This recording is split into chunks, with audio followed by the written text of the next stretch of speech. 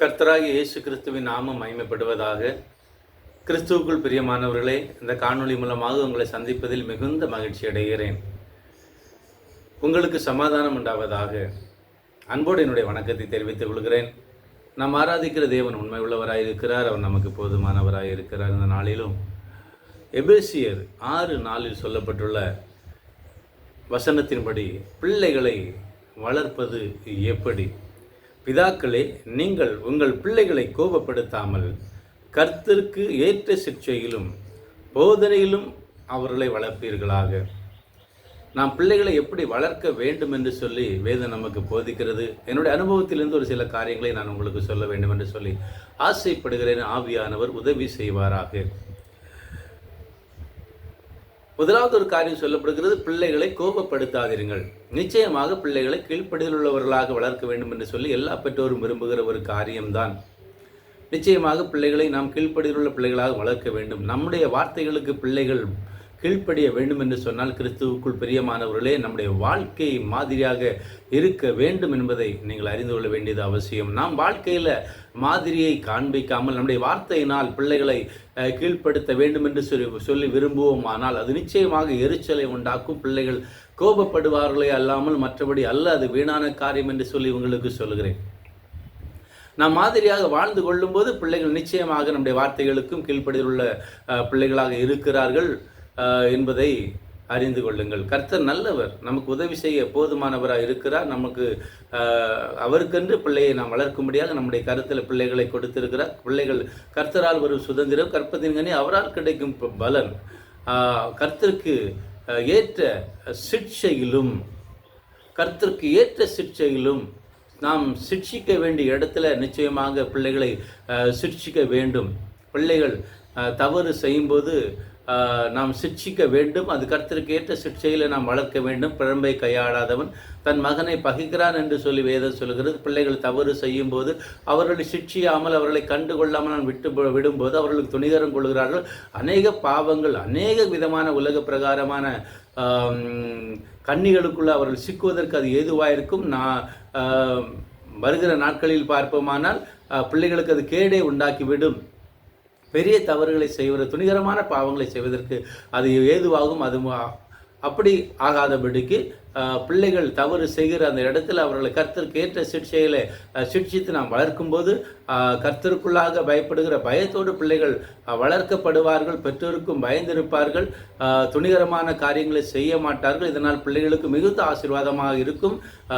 இப்படி நாம் வளர்க்கும்படி வேதம் நமக்கு போதிக்க. இன்னொரு காரியம் சொல்லப்படுகிறது, கர்த்தருக்கு ஏற்ற போதனை. கர்த்தருக்கு ஏற்ற போதனை, ஆண்டவருடைய நாம மகிமைப்படும்படியான காரியங்களை நம்முடைய வீட்டிலே நாம் பேச வேண்டும்.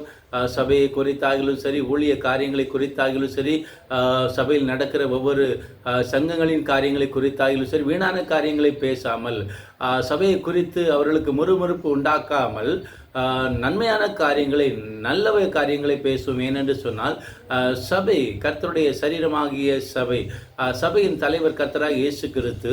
அவர் எல்லாவற்றையும் பார்த்து கொள்வார். அவனவனுடைய கரத்தின் கிரியைக்கு ஏற்ற பலன் அவனவனுக்கு கிடைக்கும். அதனால நாம் கர்த்தருக்கு ஏற்ற போதனை, கர்த்தரை பற்றும் விசுவாசம், கர்த்தர் மேல் வைக்கிற நம்பிக்கை, கர்த்தராக இயேசு கிறிஸ்துவையே பற்றி கொள்கிற அந்த விசுவாசத்துக்குள்ளாக பிள்ளைகளை நாம் வளர்க்க வேண்டுமே அல்லாமல் முறுமுறுப்புள்ளவர்களாக, வெறுப்பு உள்ளவர்களாக நாம் வளர்க்கக்கூடாது.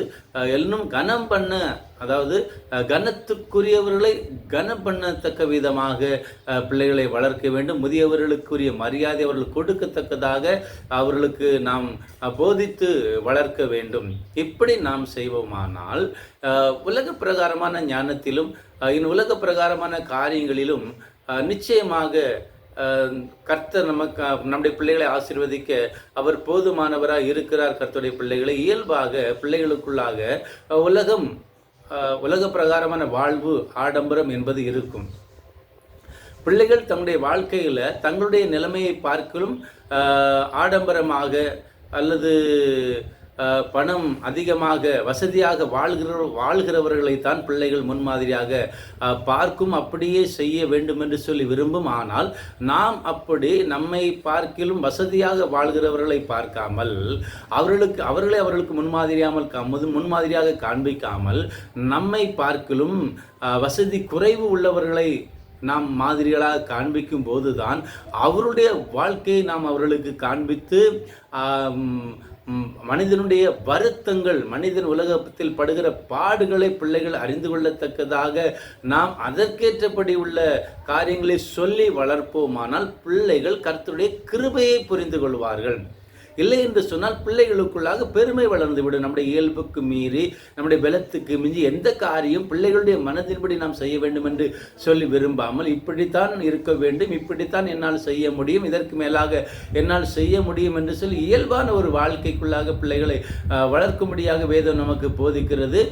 பெருமையை பிள்ளைகளுடைய உள்ளத்தில் புகுத்தி விடாதீர்கள். ஏனென்று சொன்னால் பெருமை உள்ளவர்களுக்கு கர்த்தர் எதிர்த்து நிற்கிறார்.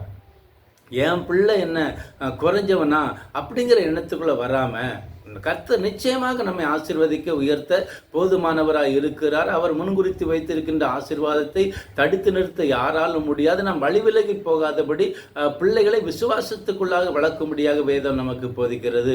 தாழ்மை சிந்தையை பிள்ளைகளுக்கு கற்றுக் கொடுங்கள்.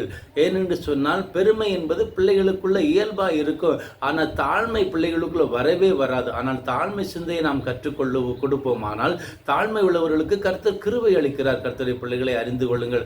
தாழ்மை உள்ளவர்களாக பிள்ளைகள் வளரத்தக்கதாக, கர்த்தருடைய கிருபை அறிந்து கொள்ளத்தக்கதாக அப்படிப்பட்ட காரியங்களை போதனையாக சொல்லி அப்படிப்பட்ட காரியங்களுக்குள்ளாக நாம் பிள்ளைகளை வளர்க்கும் போது கர்த்தர் நிச்சயமாக பிள்ளைகளை உயர்த்த போதுமானவராக இருக்கிறார். அவர் நமக்கு துணையாக இருக்கிறார். அவர் நமக்கு பக்க பலமாக இருக்கிறார். எல்லாவற்றுக்கும் அவர் நமக்கு போதுமானவராக இருக்கிறார் என்பதை அறிந்து கொள்ளுங்கள். கர்த்தருடைய பிள்ளைகளே, இன்னும் ஒரு காரியத்தை சொல்லுகிறேன்.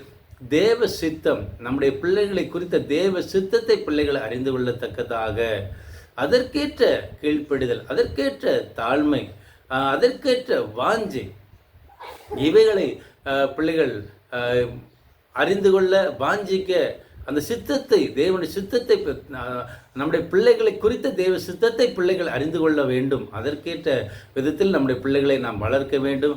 கர்த்தர் நமக்கு போதுமானவராக இருக்கிற உலக பிரகாரமான எல்லா காரியங்களையும் கர்த்தர் நமக்கு தர வல்லவர் நல்லவருமாக இருக்கிற உலக மாயையில் பிள்ளைகள் சிக்கிக்கொள்ளாதபடி பிள்ளைகளுக்காக அன்னிதினமும் நாம் ஜெபிக்க வேண்டும். பாதுகாப்பு கர்த்தரால் உண்டாகிறது தான் பாதுகாப்பு. ஏனென்று சொன்னால் நம்மால் பிள்ளைகளை பாதுகாக்க முடியாது. கர்த்தர் நகரத்தை காவாராகில் காவலாளி விழித்திருக்கிறது விருதா.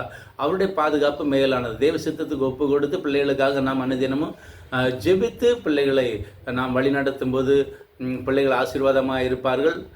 கர்த்தருடைய நாமம் மகிமைப்படும். கர்த்தர் தாமே இந்த வசனத்தின் மூலமாக நம்மை ஆசீர்வதிப்பாராக. ஆமேன்.